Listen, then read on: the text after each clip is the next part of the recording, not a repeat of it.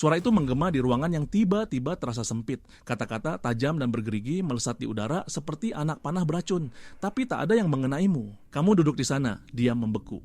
Di seberang meja, wajah yang dulu kamu kenali kini terdistorsi oleh amarah.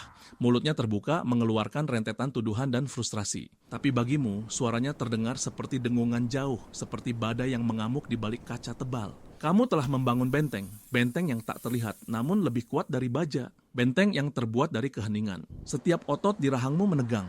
Ada 1000 sanggahan, 1000 penjelasan, 1000 teriakan yang tersangkut di tenggorokanmu. Sebuah tsunami emosi bergolak di dalam siap menerjang. Tapi bibirmu terkunci rapat, lidahmu terasa berat seperti timah. Kamu memilih diam. Ini bukan pilihan yang tenang. Ini adalah pilihan yang menyakitkan, pilihan yang lahir dari kelelahan jiwa yang mendalam. Kamu tahu apa yang akan terjadi jika kamu bicara. Kata-katamu akan dipelintir, niat baikmu akan disalahartikan. Upayamu untuk berdamai hanya akan menambah bahan bakar ke dalam api yang sudah berkobar. Jadi kamu menelan semuanya. Api itu membakar dari dalam, menghanguskan harapan, meninggalkan abu kekecewaan. Diammu bukanlah tanda persetujuan. Diammu adalah jeritan yang tak terdengar. Orang lain melihatnya sebagai sikap dingin, keras kepala, atau bahkan manipulasi. Mereka tidak tahu apa yang sebenarnya terjadi di dalam arsitektur rumit otakmu. Ini bukan kebetulan, ini psikologi. Saat dihadapkan pada agresi verbal yang intens, otakmu tidak melihatnya sebagai perdebatan. Ia memindainya sebagai ancaman. Ancaman nyata terhadap keamanan emosionalmu. Seketika korteks prefrontal, bagian otak yang bertanggung jawab atas logika dan rasionalitas, mulai kehilangan kendali. Amigdalmu, pusat ketakutan purba di dalam otak, mengambil alih. Ia membajak sistemmu. Ini disebut amigdala hijack. Respon lawan atau lari, fight or flight yang terkenal, itu diaktifkan. Tapi ada respon ketiga yang sering dilupakan, membeku, freeze. Keheninganmu adalah wujud dari respon membeku. Tubuhmu secara naluriah menyimpulkan bahwa perlawanan akan sia-sia dan melarikan diri tidak mungkin. Jadi ia mematikan sistem, menghemat energi, menunggu badai berlalu. Ini adalah mekanisme bertahan hidup yang tertanam dalam DNA kita. Sama seperti seekor oposum yang berpura-pura mati saat pemangsa mendekat. Kamu tidak sedang mengabaikan mereka. Kamu sedang mencoba untuk bertahan hidup. Lebih dalam lagi ada fenomena yang disebut learned helplessness atau ketidakberdayaan yang dipelajari. Jika di masa lalu berulang kali usahamu untuk berbicara dan menjelaskan diri selalu berakhir dengan rasa sakit, penolakan, atau eskalasi konflik, otakmu akan belajar. Otakmu menciptakan jalur saraf baru, sebuah aturan tak tertulis, berbicara sama dengan rasa sakit, diam sama dengan keselamatan, sementara. Setiap argumen baru memperkuat jalur ini, membuat keheningan menjadi respon otomatis yang hampir tidak bisa kamu kendalikan. Kamu bukan memilih diam, kamu telah diprogram untuk diam. Bayangkan seorang wanita bernama Elara. Sejak kecil, ia tumbuh di rumah yang bising. Bukan bising karena tawa, tapi bising karena pertengkaran. Suaranya selalu tenggelam oleh teriakan orang tuanya.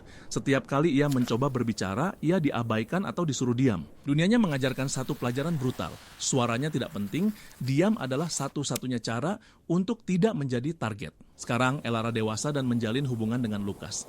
Lukas adalah pria yang baik, tapi ia ekspresif. Saat frustrasi, suaranya sedikit meninggi. Ia tidak bermaksud menyakiti, ia hanya ingin didengar. Suatu malam mereka berdebat tentang hal sepele. Rencana akhir pekan yang batal. Suara Lukas naik 1 oktav. Kenapa kamu tidak bilang dari awal, Elara? Tanyanya, nadanya lebih tajam dari biasanya. Bagi Lukas ini hanya argumen kecil. Tapi bagi Elara, gema suara Lukas membangkitkan hantu-hantu dari ruang tamunya yang kelam di masa lalu. Seketika dunia Elara menyusut, wajah Lukas kabur, dinding kamarnya seakan mendekat. Ia tidak lagi melihat kekasihnya, ia melihat ancaman. Amigdalnya berteriak, bahaya. Elara tidak menjawab, matanya kosong terpaku pada retakan kecil di langit-langit. Bibirnya membentuk garis tipis. Lukas semakin frustrasi. Katakan sesuatu, kenapa kamu selalu diam seperti ini? Lukas tidak tahu. Diamnya Elara bukanlah serangan, itu adalah tempat persembunyian. Sebuah bunker emosional yang ia bangun sejak kecil untuk melindungi sisa-sisa dirinya yang rapuh. Tapi disinilah psikologi hitam mulai berperan seringkali tanpa kita sadari.